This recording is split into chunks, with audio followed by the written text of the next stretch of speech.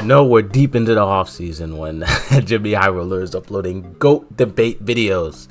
What's good, YouTube? We're back. This is the only way to settle this debate. JxmyHighroller with another GOAT debate breakdown. I'm scared. He's clearly said his side in the previous videos where he believes that Jordan is the best player of all time, but LeBron could catch up to him. Me, you already know. LeBron's already the GOAT. He was the GOAT a couple years ago. We're gonna see what JxmyHighroller has to say again. Hopefully he's changed his mind, or maybe switch sides to the good side, the great side. So yeah, make sure you like, comment, subscribe, and let's check out the video. Is useless, but it's also really fun. Ranking NBA players is useless, but it's also really fun. Every NBA fan at some point has created their own ranking. It's like our official pastime at this point. And with the game as data-driven and awards and accomplishments as absolute... Do y'all want me to... Oh my gosh, this brightness keeps going crazy. Do y'all want to see me do a top 30 players of all time? Not top 30 players this season? I heard people are doing that. I might do a top 30 players this season. I don't know. That list might get dropped. I might do it. If this video gets 100 likes, I'll do that. As the NBA has, you'd think ranking players would be a fairly simple task. But despite the countless efforts to make a flawless, coherent all-time ranking of NBA players, no one can seem to get it quite right. Some players ranked too high, others too low, some not even ranked at all. Make any of these mistakes and your ranking will immediately get dismissed. LeBron. The latest attempt of this fleeting endeavor came last week from Bleacher Report when they released their top 100 NBA players ever list. A ranking that seemed relatively good, but was met with an onslaught of criticism. Like everyone else that made an attempt before them, this list was not accurate. Not good enough. Why is it so difficult to make an all-time ranking that we can all agree on? I mean, we all have our own opinion, our own personal... They had Tatum at 93. Well, bias. Is it even possible to make such a... He has a ring. He's at 93 and he has a list? And if we could, how would we even create it? Well, believe it or not, there is a method that we can use to rank every player in NBA history with shockingly good accuracy. It doesn't use any numbers or data, no formulas or advanced metrics. It is a method way simpler than you would ever think, and yet manages to get results with nearly 100% accuracy. Even crazier, we actually use this method all the time.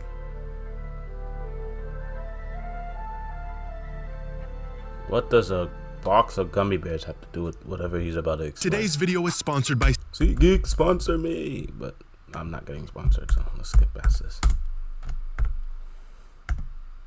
Why does this keep popping up?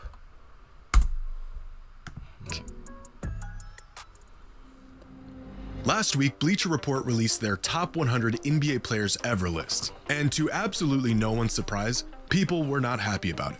Among some of the more glaring complaints about Bleacher Report's list include Shai Gilgeous-Alexander, the now MVP, Finals MVP, and champion, not even making the list. Jason Tatum landing at 93. John Stockton ranked ahead of players like Chris Paul and Kawhi Leonard, and of course... I agree with John Stockton being above Chris Paul. Kawhi Leonard's kind of crazy. Of course, Kobe Bryant falling outside of the top 10. Despite polling their staff of NBA experts... If Kobe's not in your top 10, who are they ranking over top? Okay, that's crazy. Writers and editors, the results of this comprehensive ranking only lets people confused and annoyed. Ranking players should not be this difficult. And yet, it is. I couldn't do a top 100. To understand why it's so difficult, we first need to understand why every ranking, no matter how thought out it is, how logical the criteria is, how much data was used, always falls short.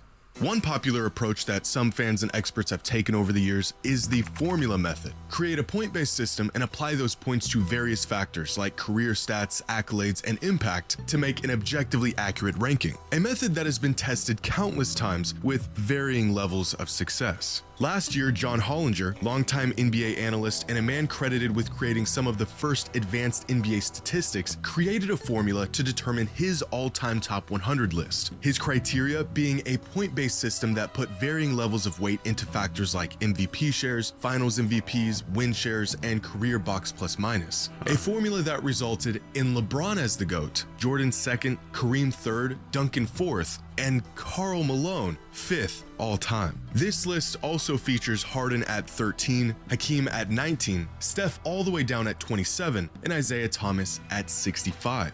I didn't even see Kobe on that list. Reddit user went through the trouble of creating an entire model from scratch to achieve the goal of, as he put it, quantifying careers using a formula that combines accolades with simple advanced stats while compensating for era and benchmarking, plus adjusting the weights of the formula against approximate expected rankings using least squared regression.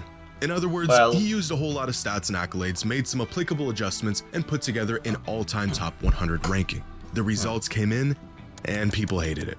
The glaring flaw in this method, as well as every other method that attempts to be completely objective in its approach, is that it's not objective. Even concrete things like stats and awards will inevitably have some sort of weight or value attached to them based partially off of opinion. What is a championship worth, and how do you factor it in? Should there be an era tax on players who played half a century ago? If there is, when does it no longer apply? The 80s? 90s? Is peak more important than longevity, or is it the other way around? Even awards themselves, like MVPs and DPOYs, are voted on by people with their own personal bias. Creating some sort of formula involves attributing value to all of these things, but without any impartial method of weighing all of these factors without injecting some sort of personal bias, the pursuit of creating a perfectly accurate ranking becomes virtually impossible. So, what if we just remove the personal bias? What if we strictly use data and numbers, two important factors that have no bias, to make a completely accurate and nonpartisan all-time ranking? Well, because the rankings get really weird really fast. For example, Box Plus Minus has Nikola Jokic as far and away the best player of all time. It also has Luka Doncic 4th, David Robinson 6th, and Tim Duncan 19th. That's a crazy list. In the right hands, and with enough data, and when used in conjunction with one another, a purely data-driven approach could lead us in the right direction. And this is what Ben Taylor of Thinking Basketball did back in 2017 when he created his top 40 list. As Ben says when describing his methodology, I won't attempt to balance Kobe's championships with Shaq, nor do I care about accolades like all-star teams or the number of Hall of Fame teammates someone played with. I also don't care about how many rings a player won. The very thing I'm trying to tease out is who provided the most lift. Instead of trying to assign value to things like rings and MVPs, Ben's list ranks players based on who provided the largest increase in the odds of a team winning a championship over the course of their career. Ben's specific method and reasoning is probably the best out there when it comes to seeking an objective ranking, using the best advanced metrics available and using them logically to find the most accurate conclusion. The results of this experiment were eventually updated in 2022 and are generally accepted as a really solid list without the outliers or massive holes that other lists have.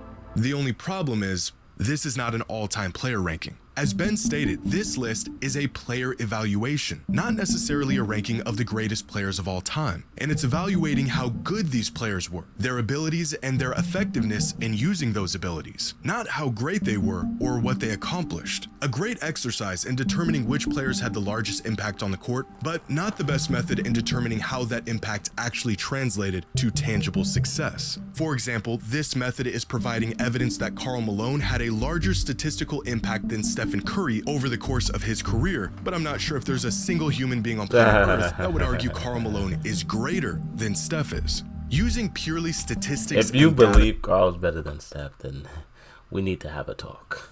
To rank players removes valuable context that certainly matters when evaluating how great they were throughout their career. However, allowing awards and achievements to partially dictate rankings will inherently skew the results due to personal bias and variance of opinion. So looking at it through either of these lenses will lead you to inaccurate results. But maybe we're looking at this through the wrong lens altogether. We as fans are going to be biased. It's the very nature of being a fan. My team's great and they can do no wrong. So if we need to factor everything in, but we cannot do that without inserting some sort of bias, what if instead of trying to remove all bias from the equation, we factor this bias into the equation by asking fans what it is they value most when ranking players? If the accuracy of the rankings is determined by the fans, then so should the criteria. Well, that's exactly what this Reddit user did. Back in 2020, an NBA fan on Reddit took it upon himself to survey other NBA fans, 662 of them to be exact, on not just what's important to them in terms of greatness, but even what kind of fan they are. Among some of the questions asked were, how long have you been watching the NBA for? The most popular answer was 6 to 9 years. On a scale of 1 to 10, how big of a fan of the NBA are you? Over 80% of the results being at least an 8 out of 10. But here's where things get interesting. One of the questions asked was, what do you think is more important in a player's career? Team success or individual success? 52% of voters said team success and 48% said individual success. If we're talking about the greatest player of all time, the impact they have on a team is interesting, bro. I don't know. I feel like we're talking about the greatest player of all time, not the greatest team player of all time. We're not talking about the greatest, overall helper of all. It's the greatest player. Who is the best? Who is on the court and does what they have to do, no matter what team they're on, who they're playing with. It doesn't matter. He does his job. LeBron James. Almost an even 50-50 split between NBA fans in response to a very important question. I really wish Jordan played on a bad team. I mean, he played on the Wizards and did horrible, but he was old then. Most important measures when evaluating who the greatest. He was old. LeBron better reach his age that he was on the Wizards, unless he already has. I don't know how old Jordan was on that team, but allegedly the truth is they say he's old, so it doesn't matter what he did. I promise you, LeBron at Jordan's age on the Wizards is significantly, astronomically better. Of all time is the number one answer, career stats, followed by number of championships, number of regular season MVPs, total win shares, and career advanced statistics. The near 50-50 split between the importance of team success versus individual success visible in the almost even voting split between career stats and number of championships. One person can make their rankings based on how good a player was, meanwhile another person could make their rankings based on how much success a player had. Two completely different criterias. So how exactly can we make a player ranking that is agreed upon if we can't even agree on what actually matters, or at least what matters most? No matter what approach you take, no matter how much personal bias or opinion you try to take out of it, the results will always end up skewed in some sort of direction. There's just too many factors, difference in opinion, difference in what matters most from fan to fan. But there is one way, one method that has been proven to be the best way to get to an accurate conclusion about things otherwise not agreed upon. What is this scientifically backed method?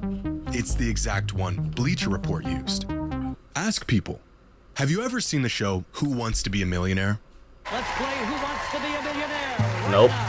It was a game show where contestants would answer a series of multiple choice questions, with each correct answer winning them more money and progressively getting more difficult until the eventual $1 million question. Now, this game show would feature one sole contestant at a time who had to answer these questions by themselves. However, each contestant was granted what were called lifelines, tools the contestant could use to help them answer difficult questions. These 3 lifelines were 50-50, eliminate 2 of the 4 options in a multiple choice question, leaving the contestant with a 50% chance of getting the right answer. Phone a friend, where the contestant could call a friend live on the show for help. And the third one was Ask the Audience, where each member of the audience would vote on what they thought was the correct answer to any given question. All of these lifelines were valuable, but one of them in particular resulted in the correct answer far more than the others. The 50-50 lifeline, as the name suggests, got contestants to the correct answer about 50% of the time. Phoning a friend resulted in contestants getting the correct answer 66% of the time.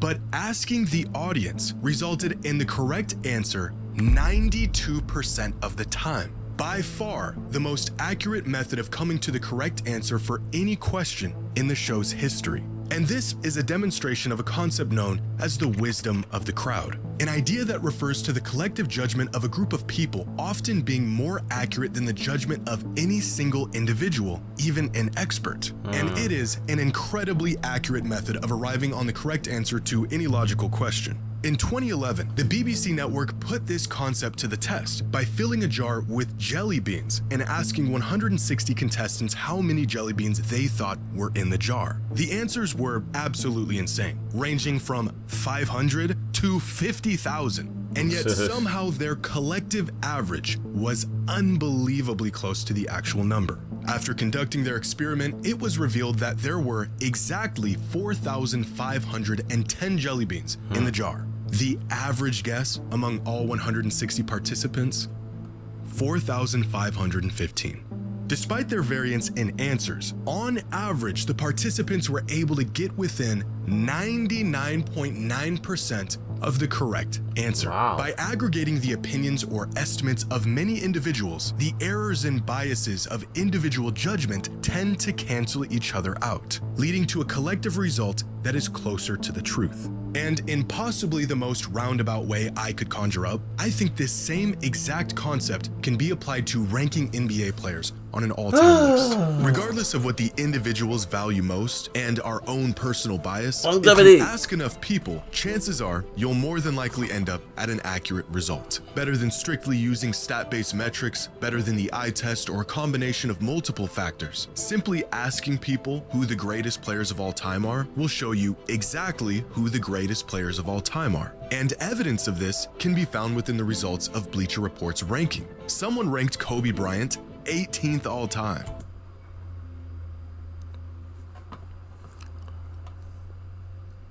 Are we sure this is Are we sure this is the best metric for finding gang? 18? Who else you got over him? Bro, Ilgauskas, bro? 18? Their personal top 100 ranking is probably a little wacky, but this vote inadvertently balances out someone else who voted Kobe 4th all time. 4th isn't crazy. Hear me out. I've heard people say he's 1. I've heard people say he's 1. The fact that someone the highest was 4 is that's not crazy. That's not that crazy. However, that's not my list. And if you want me to make a list, I will do one if this video gets 100 likes. Same goes for every single player on this list. Someone had Jokic 12th all time, another voter had him 28th, and everyone else had him somewhere in between. The range of votes for Charles Barkley are probably the largest of any player on this 12 list, is recency with one bias. vote for him as the 18th greatest player and another with him as the 18th? 74th greatest player. With individual rankings like this, you'd think the final result would be a mess, and yet Barkley ended up being ranked 25th all time, right about where he should be. Can we make a completely accurate ranking of the greatest NBA players ever? Well, we can get really close. Kyrie kind of low for me. They had Kyrie at 60 something. I like where Russ. Russ could be higher. Russ could be higher. In terms of how we would create it and what it would look like, you're looking at it.